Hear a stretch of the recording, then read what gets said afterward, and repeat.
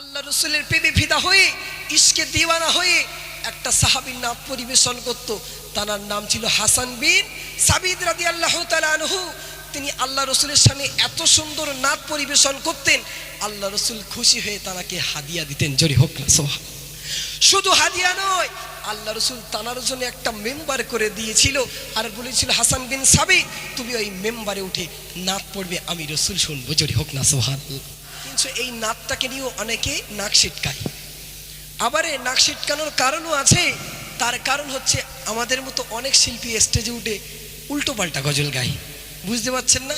সেরেকি হালাত তারা বোঝে না, স্টেজে উঠে আলি আলি আলি আলি করতেই থাকে। তার ভিতরে কতটা সেরেক কি বৃত্তান্ত সেসব বোঝা সময় নেই। দর্শক চাইছে গাইছি, বুঝতে পারেননি? নাত গাইতে হবে আল্লাহ রসুলের সামনে ইশকে দিওয়ানা হয়ে, যে নাত হাসান বিন সাবিত রাদিয়াল্লাহু তাআলা আনহু গেয়েছিল।